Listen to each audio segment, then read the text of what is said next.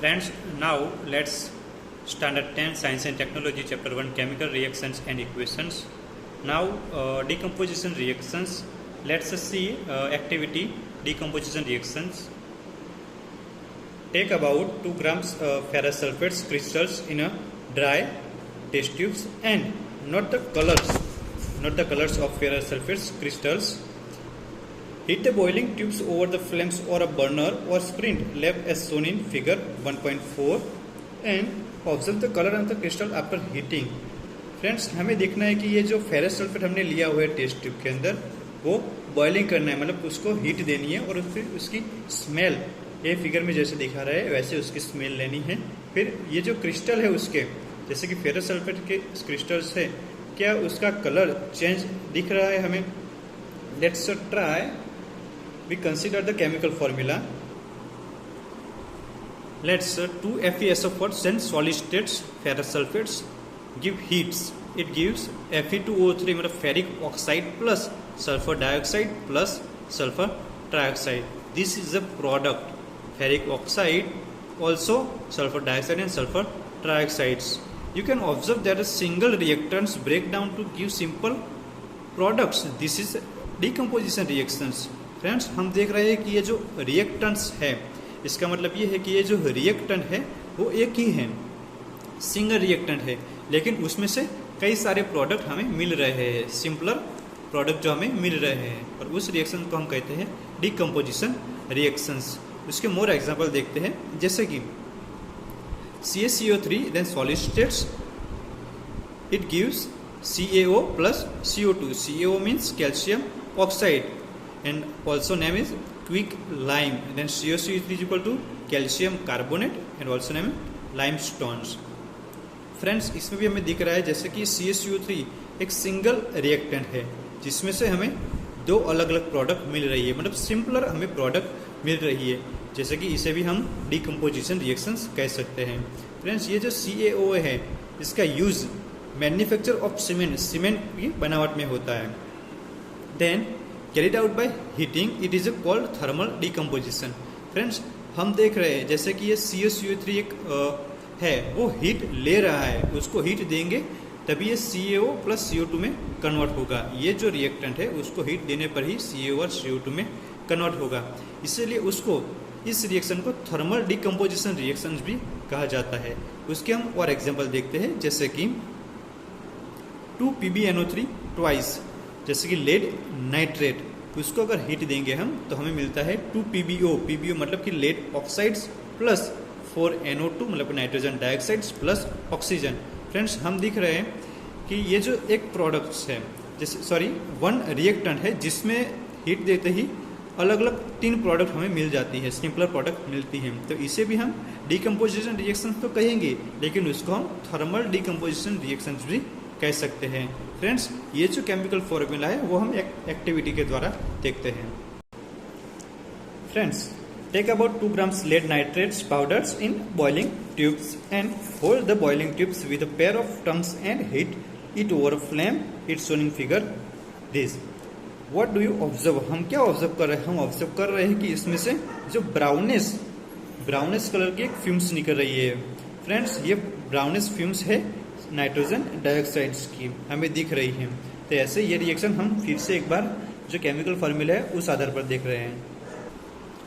Friends, हमने देखा कि हमने लेड नाइट्रेट्स हमने एक टेस्ट ट्यूब के अंदर लिया था, उसको हीट देते ही उसमें से PbO मतलब कि लेड ऑक्साइड जो सॉलिड स्टेट में अंदर रहेगा, और नाइट्रोजन डाइऑक्साइड जो हमने देखा था ब्राउनिश फ्यूम्स, ये है नाइट्रोजन डाइऑक्साइड, और ऑक्सीजन उसके साथ गैसीय स्टेट में बाहर निकलेगा. फ्रेंड्स, हम और आगे एक एग्जाम्पल देखते हैं. फ्रेंड्स, हम देख रहे हैं कि हमने चाइना इसके अंदर एक कॉपर लिया हुआ है, सिल्वर क्लोराइड लिया हुआ है. फ्रेंड्स, हम देख रहे हैं कि उसका कलर क्या है. सबसे पहले उसका कलर होगा वाइट कलर. फ्रेंड्स, ये वाइट कलर सनलाइट आने से वो कलर चेंज हो जाएगा, मतलब कि वो ग्रे कलर में कन्वर्ट हो जाएगा. फ्रेंड्स, इसे भी डिकम्पोजिशन रिएक्शंस कहते हैं. देखते हैं कि केमिकल फॉर्मूला से कैसे उसको सही तरीके से देख सकते हैं. फ्रेंड्स, हम देख रहे हैं कि white silver chloride turns grey इन सनलाइट. जो सिल्वर क्लोराइड्स हैं उसको सनलाइट देते ही वो Ag मतलब कि सिल्वर जो सॉलिड स्टेट में है और क्लोरीन वो गैसेस स्टेट में वो बाहर निकल जाता है। तो ये जो सिल्वर कलर का जो हमें सॉलिड स्टेट में मिल रहा है वो है सनलाइट में मिल रहा है, वो ग्रे कलर में मिलेगा और ये हमें वाइट कलर में मिलता है। फ्रेंड्स उसके जैसा ये है 2AgBr जो सॉलिड स्टेट में है प्लस सनलाइट्स, उसमें भी सनलाइट देते ही वो Ag मतलब कि सॉलिड स्टेट में मिलता है प्लस वो उसमें से ब्रोमीन गैस बाहर निकलता है। फ्रेंड्स हम देख रहे हैं कि ये जो पूरी की पूरी रिएक्शन से AgBrs it gives 2Ag + Br2 वो ब्लैक एंड वाइट फोटोग्राफी में बहुत सारी यूज होती हैं। उसके बाद हम फ्रेंड्स देखते हैं डिस्प्लेसमेंट रिएक्शंस। फ्रेंड्स अभी हम देखते हैं डिस्प्लेसमेंट रिएक्शंस।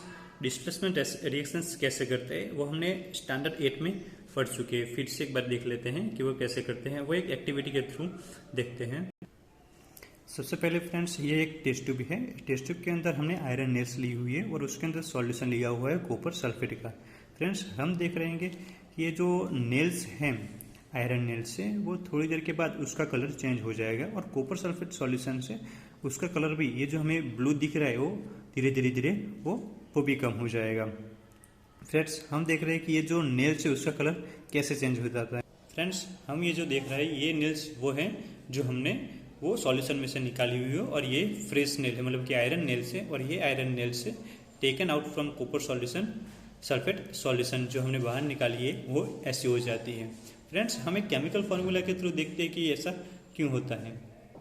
फ्रेंड्स हम देख रहे हैं कि ये Fe मतलब कि ये आयरन है जो हमने नेल्स ली हुई थी वो, प्लस उसको हमने डाला था CuSO4 मतलब कि कॉपर सल्फेट के सॉल्यूशन के अंदर।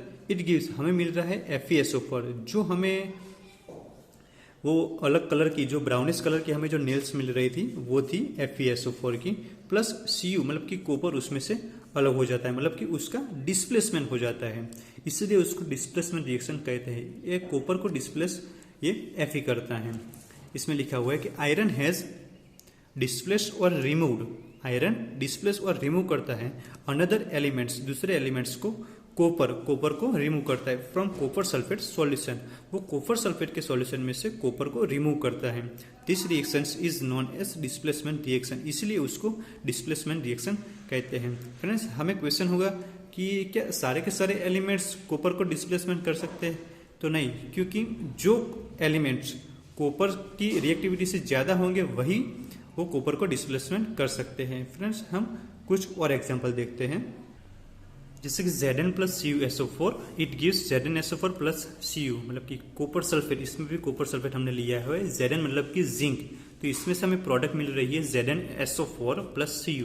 फ्रेंड्स हम देख रहे हैं कि Zn उसने कॉपर सल्फेट के सॉल्यूशन में से कॉपर को डिस्प्लेस कर दिया यानी रिमूव कर दिया है, इसलिए इस रिएक्शन को भी हम कह सकते हैं डिस्प्लेसमेंट रिएक्शंस। उसके बाद है Pb यानी कि लेड प्लस CuCl2 मतलब कि कॉपर क्लोराइड लिया हुआ है। इट गिव्स हमें प्रोडक्ट मिल रही है PbCl2 मतलब कि लेड क्लोराइड प्लस हमें मिल रहा है Cu।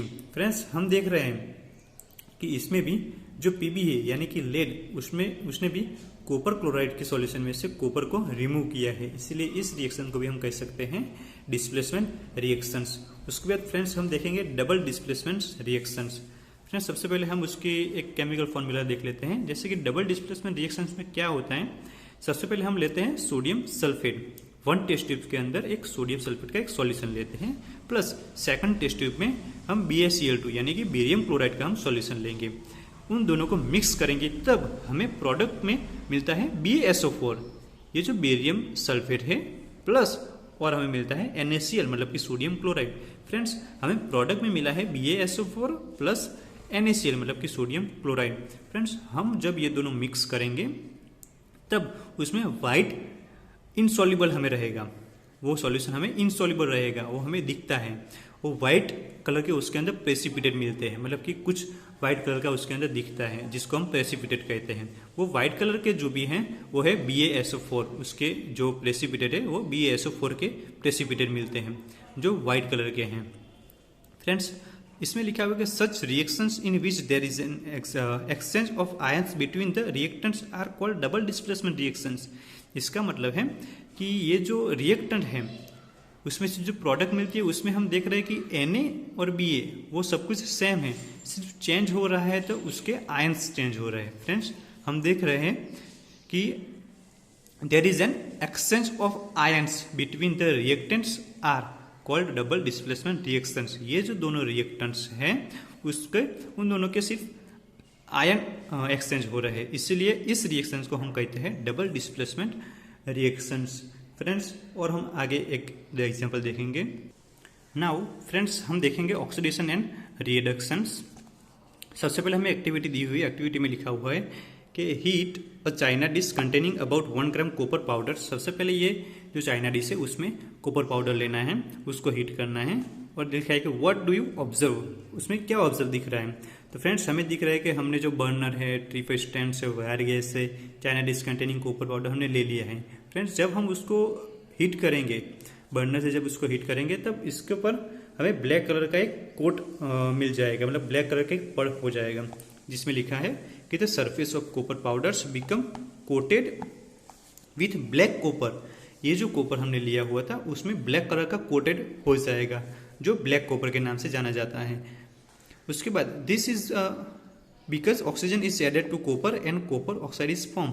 फ्रेंड्स ये क्यों होता है, इसमें लिखा है कि वो ऑक्सीजन के साथ रिएक्ट करके, जो गैसेस के फॉर्म में है ऑक्सीजन, उसके साथ रिएक्ट करके वो ब्लैक कोटेड हो जाता है। उसके बाद हमें दिया हुआ है एक फॉर्मूला दिया हुआ है, जैसे कि 2Cu जो हमने फ्रेंड्स लिया हुआ था उसमें कॉपर प्लस ऑक्सीजन के साथ उसके रिएक्शन होते ही उसको हीट देते ही उस हमें मिलता है 2CuO यानी कि कॉपर ऑक्साइड मिलता है। फ्रेंड्स इसमें लिखा है कि if hydrogen gas is passed over this heated material CuO, मतलब कि ये जो CuO मिला है हमें उसमें से अगर हाइड्रोजन गैस हम पास करें, the black coating on the surface turns brown as the reserve reactions take place and copper is obtain. Friends इसमें हमें कह रहे हैं कि अगर CuO में हम अगर हाइड्रोजन गैस पास करें तो हमें वापस वही ब्राउनिश कलर का कॉपर हमें मिल सकता है। तो इसमें हमें एक केमिकल रिएक्शन दिया है, जैसे कि CuO उसमें से हमने H2 गैस पास किया थ्रू हीट, देन हमें मिल रहा है Cu, जो हमें ब्राउनिश कलर का Cu था वो वापस मिल रहा है, प्लस H2 मतलब कि पानी निकल जा रहा है प्रोडक्ट के फॉर्म में। उसके बाद फ्रेंड्स हम दिख रहा है कि if substance gains oxygen during a reaction it is said to be oxidised.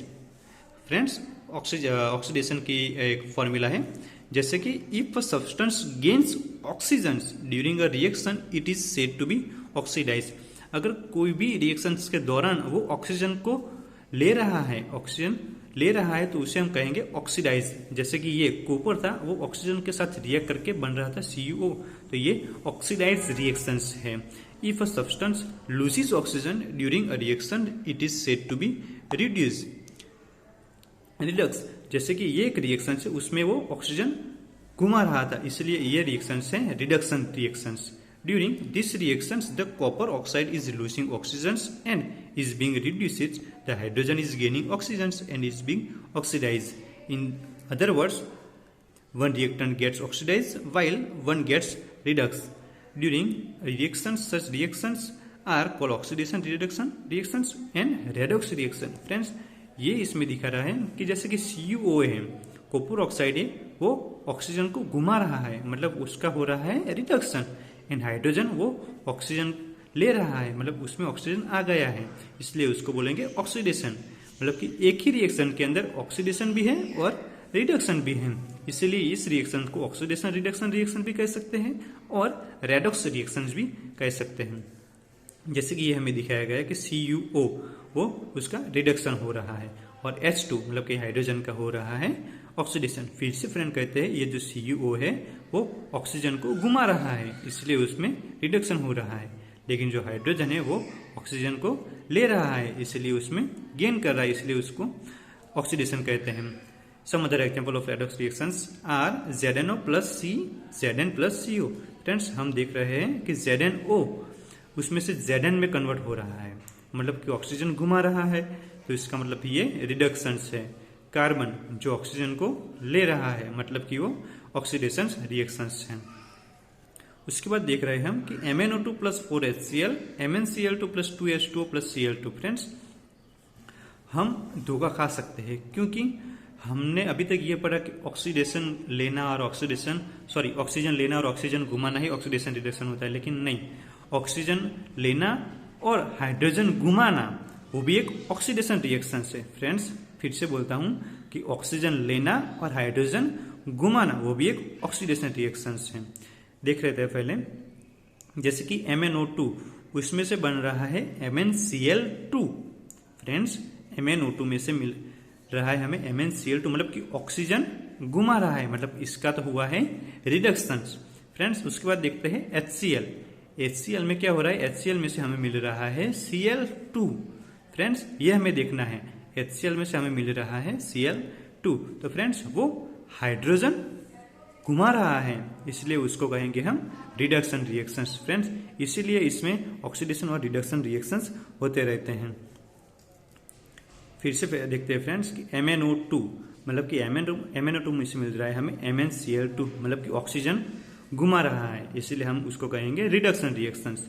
लेकिन इसमें HCl इसमें H घुमा रहा है, इसलिए उसको बोलेंगे हम ऑक्सीडेशन। HCl में से H घुमा रहा है, इसीलिए हम उसको बोलेंगे ऑक्सीडेशन। देखते हैं फ्रेंड्स आगे।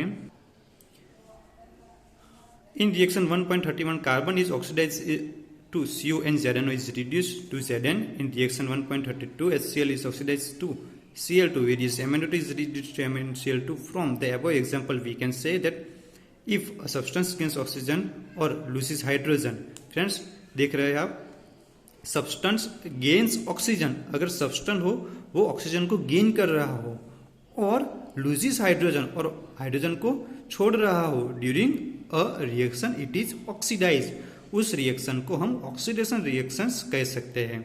If a substance loses oxygen, अगर वो ऑक्सीजन को घुमा रहा हो और गेन हाइड्रोजन और हाइड्रोजन को ले रहा हो, तब भी हम उस रिएक्शन को कहेंगे रिडक्शन रिएक्शंस। फ्रेंड्स कुछ भी तकलीफ हो, कुछ भी क्वेरी हो, तो आप मुझे मैसेज या कमेंट कर सकते हो और कोई भी समय पे आप मुझे मैसेज कर सकते हैं। Thank you.